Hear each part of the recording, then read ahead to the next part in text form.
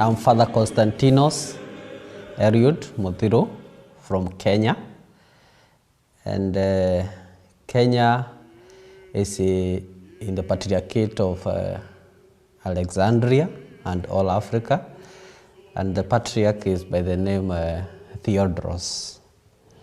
And in Kenya I run a mission center and an orphanage by the name St. Irene's Orthodox Mission and an orphanage. And I am also a married priest as well, to one wife by the name Teresa, and I've got a son by the name Modestos. The reason why I'm here in Poland is because I got an invitation from one of my friends here, Anne, who visited us in Kenya. And after that we made connection on how I would come here, and now I am here in Poland. In Kenya we have got 3 dioceses, and we have got 2 bishops currently. They used to be 3, but unfortunately one died by the name Athanasius Akuda. But at the moment now we have got 2. That is Archbishop Macarius and another one, Neophytos Kongai. Archbishop Macarius is responsible now for 2 dioceses, that of Nairobi and Central Kenya, and Kisumu and Western Kenya. And the other bishop, Neophytos, is in charge of Nyeri and Mount Kenya. And generally the population of Orthodox Christians in Kenya is 1.5 million, and surprisingly I came to discover that we are more than, our number is higher than here, because I thought probably it's the opposite, but we are many than Orthodox Christians here in Poland. And in Kenya we are, Orthodox did not spread as fast as other denominations like Roman Catholic and Protestants. So we find ourselves like we are the minority in comparison with others.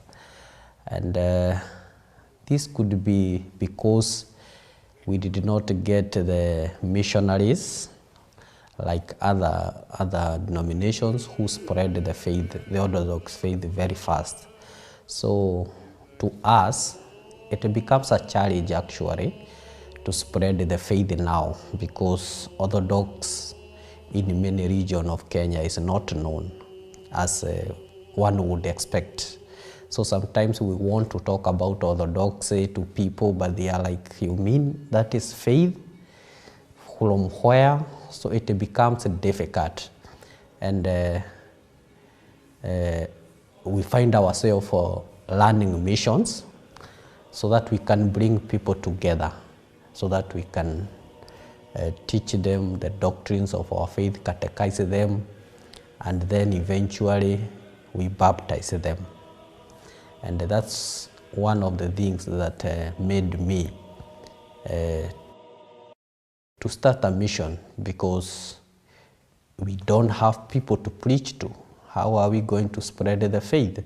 We need the people. So to bring people together, we had to start missions like providing food, shelter, health care, education, and through such mission, you find that you have now people and you start preaching to them. And that is one of the things that made me to start the mission. And then the other thing that maybe drove me to the mission is because of my background. I was brought up in a very poor family, very poor background, and I was educated by the church. And since when I was young until I became a priest. And then I was like, which reward can I give to God? Because it's like a miracle that I am educated and our family is not good, is not well up. And I said, okay, God, tell me what I can do. And then it was like I was listening to God, and he was like, do to others if you are able to help others also to achieve what you have achieved. And I told the bishop, let me have your blessings to start the mission. And then he gave the blessings, and I started feeding kids who are needy from streets, from poor single mothers, and from poor background as well. And as we speak now, I feed 200, I provide needs to 200 kids in the orphanage. I provide them with food, shelter, education, and clothes, and mostly education, because we believe if I was not educated, maybe I could not be where I am, I could not be a priest. So I believe that education is the key to life. So when we provide them with education, eventually they will get good jobs, they will be professionals, and they won't beg. They will be dependent, and probably if they have in excess, they might come back and give back to the church by educating those who will be there, or helping the needy who will be there in the orphanage. So that is my idea, that is my goal. And also we could start projects with them, because now they will have good jobs, good money. We could start like clinics, and then we have projects for the church that would generate money for the Church of Kenya to grow. Mm-hmm. And to add on that, when my sister visited us there, she found that we did not have a church actually, where in that orphanage we don't have a church. So we pray in the classrooms, we move tables, chairs, and the like to have altar and nave. And she felt touched, and she was like, Father, what can I do for you? How can we make this happen? And I said, maybe when you go back to your country, mobilize people, create awareness about our situation here. If they feel touched and donate towards the building the church, it will be very nice for us. And she was like, okay, let me go and try it out. And she came here, she talked with the people about it, and people here felt touched actually. And she said, when you come here, if all goes well, we shall try to collect some money to see whether we could build for you a church there. And actually that is what is going on now. I'm going to parishes, I'm meeting with the bishops, I'm meeting with parishioners, I'm meeting with the abbes and the nuns, monks, and I talk about the situation in Kenya, and they are giving from the bottom of their hearts. And I believe, and I'm sure that in the near future, we shall have a church in the St. Irene Orthodox Mission and Orphanage through the support of Polish people. Actually, as human beings, we find ourselves like we want to satisfy our mind, soul, and body. So through my mission, when I talk of the church, I believe that it is the soul, because our soul needs that spiritual nourishment. That's why we are building the church, to satisfy that need in our hearts. And then on our mind, we need to be informed, to put something on our mind like education. We have to know many things. That's why I am learning like a school, providing education to the kids. And then the body, I am thinking of in the future we could have like a clinic, hospital. So because you want to preach to people, you cannot preach to them if they are sick.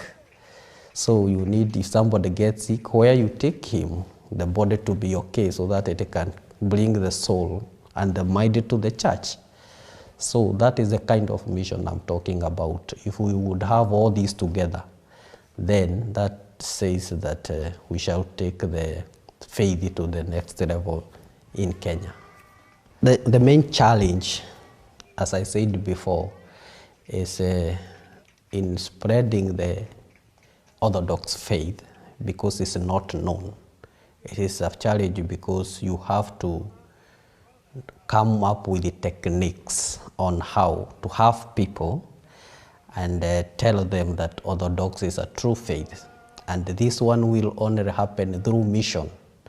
So for one, if I want to spread the faith, I should have money to feed the people from the community so that they could come together and I preach to them. That is one of the challenges. If I don't have the money, then no one to preach for.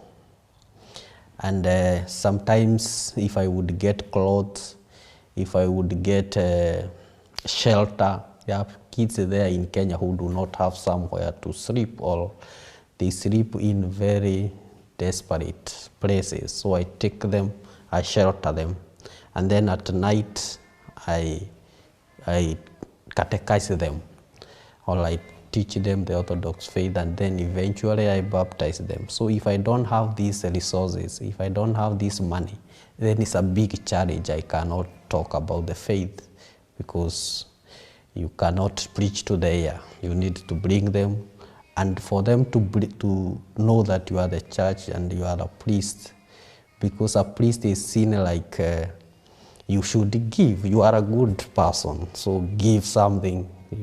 So you cannot preach empty-handed. You need to have some money so that you can buy food, you can buy clothes, and then they come together, you provide.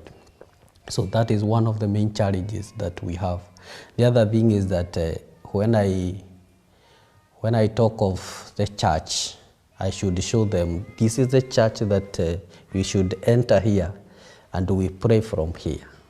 Our praying place is this church. I don't have the church, so I want to preach. I have baptized many kids, but at the end of it all, they get surprised because I tell them, get in the classroom, and I start the liturgy. So it is awkward actually to me that I talk of the church, and when they get baptized, they are Orthodox, they get in the classroom. So I find it difficult, but I believe that it's a step that I have taken, because if we build the church now through the support of the Poland people, then it won't be a challenge anymore, because after baptizing them, enter in the church, divine liturgy, and then I'll have done something now. So that is the second challenge, that we do not have a church built in an Orthodox design to show that this is our church, how it looks like. But I know that by the grace of God, it will come to happen. Another challenge is education. We do not have the best schools. We do not have the best schools in Kenya. That means we do not have enough resources like stationaries, trained teachers, because good classrooms, they are just semi-permanent things. Sometimes untrained teachers, sometimes volunteers. So we don't give the quality that would make someone professional in the future and come back and teach maybe, or get a good job and give back to the church. So I believe that maybe in the future we build a good school, good dormitory and everything, and it won't be a challenge anymore. And sometimes when we are preaching, people get sick here and there. We do not refer them to our Orthodox clinics or hospitals. It's another challenge. But if it was there, then I don't mind as a priest. Hey, he is sick, take the ambulance, Orthodox ambulance, go to our hospital, come back. It would be okay. So those are some of my dreams, that when we build a church, there are so many other things that I want to do, at least to be in a position to bring people close to the faith. and offer them the services. What I would want to say about Poland, it's my first time to come here, and I pass my gratitudes from the hierarchs, the metropolitans, the bishops, and even to my host Anne, because I was well received actually, and even when I'm here now, before I go back, I am sure that I'll be well taken care of as it has been like before. So I feel at home, and I feel like I am to the right place with the right people, and it's like a stamp that Orthodox is universal, because we read that our church is universal in Kenya, in America, in Europe. So I have seen that love of Orthodoxy. And what amazed me most actually here is that the bishop are so much humble. They wanted to celebrate with me the divine liturgy. They gave me that opportunity to come close to them, because sometimes we feel that it's not easy to go close to the bishop. But here they would call me, come, take with me photos, ask me questions. And I felt, yes, this is the brotherhood of Orthodoxy. And I will borrow something from here. When I go, I try to teach people and give a good report of how even we should receive people actually who come to visit us, because I've seen it so kind, so compassionate, and generous people have done it the way it should be done.